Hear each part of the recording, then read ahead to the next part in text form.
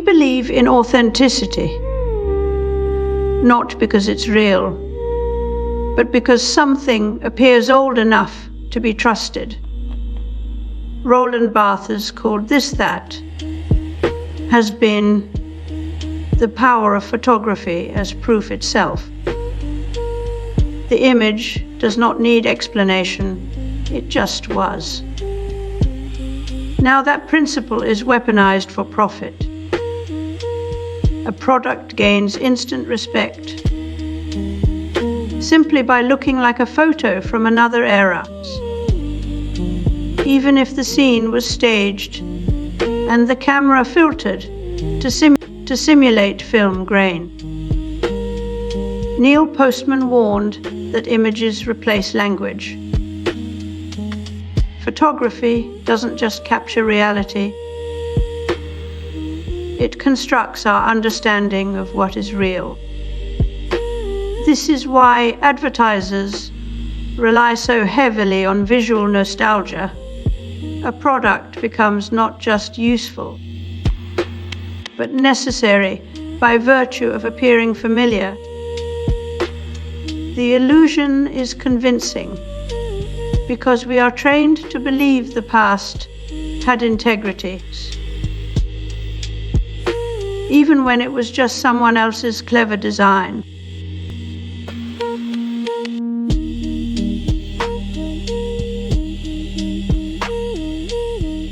Early computer systems were mechanical marvels, constrained by vacuum tubes and punch cards, architectures that demanded both ingenuity and resilience. Technology doesn't just disrupt, it curates. As Neil Postman once observed, television isn't merely a medium, but an epistemology, reshaping how we know and remember. When new technologies emerge, they eliminate alternatives' cultural memory, traditional ways of knowing, even the humanist values that shaped us. But this erasure creates a vacuum. If you replace handwritten letters with digital communication, where does sentiment go? The answer is simple, it's repackaged. While the machinery of change moves, we're handed tools that mimic what came before, like MIDI humanization settings, designed to make machines sound more human,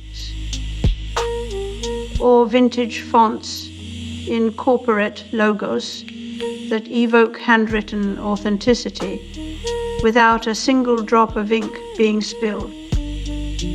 These are Assat's artifacts, fakes made from memory, not materials. The future needs continuity, so it borrows the past's skin. The mid-20th century was no stranger to this. Look at the way industries marketed themselves. Think of car commercials set in old, timey barns or TV ads with jazz bands, even as they sold atomic age gadgets. It wasn't just nostalgia, it was a strategy. Benjamin wrote about how technology reproduces tradition, but strips away its aura. So we simulate that aura instead. We're not preserving the past. We're manufacturing it to sell futures no one can quite trust.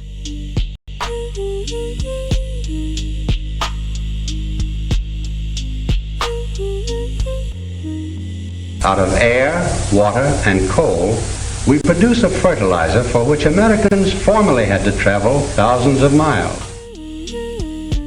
Political campaigns now rewrite history on demand using AI-generated videos. A speech never given, a protest that never happened, an event manipulated for maximum persuasion. The past is no longer fixed. It's software with bugs waiting to be patched. We used to fear counterfeit currency, then counterfeit documents. Now, we're up against counterfeit memories. This isn't just about misinformation. It's about the collapse of shared reality. The tools we use to beautify our photos and simulate handwriting are not just aesthetic choices. They're engineered to persuade. Instagram filters smooth skin and amplify joy. AI handwriting generators mimic the quirks of human touch. Each tweak is a nudge toward emotional resonance. We're trading in authenticity as a commodity, one that can be manufactured with greater precision than ever before. Verification is no longer a solution. It's part of the illusion. When everyone can fake anything, trust dissolves into paranoia. We need not just to detect fakes, but to outmaneuver them. Like whack-a-mole with reality itself. The more we perfect detection systems, the smarter the spoofers become, and soon both are indistinguishable from the truth. In this arms race, authenticity is a ghost chasing its own shadow.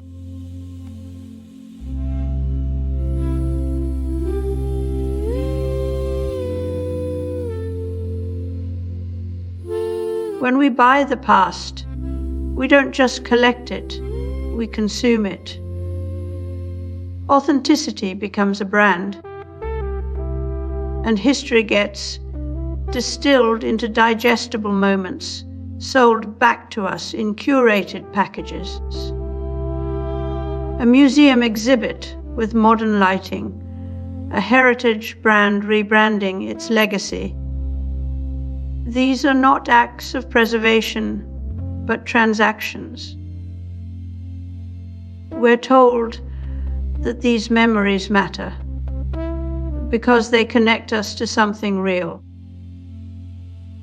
But what happens when all we remember is only the version we paid for? As Baudrillard had warned, cinema, the past that survives, is only the one we want to remember, and more importantly, the one others will pay us to believe. This is what Postman called the erosion of historical context in media. Driven politics. When everything appears now, there's no room for complexity or contradiction. The result? A culture where stupid ideas persist because they're easy to market. We lose the ability to think critically about time and truth. And with that, we lose a sense of ourselves as something more than consumers. If we stop here, if we accept the past as just another product to own and perform, then what remains of our ability to imagine a future that's truly new? We're trapped in a loop. Past fictions sell futures that can't exist without them. The cost is not just memory, it's imagination itself. The solution isn't nostalgia, it's resistance. We must stop buying into the myths being sold as history and start building our own narratives. Ones unburdened by lies we've paid to believe.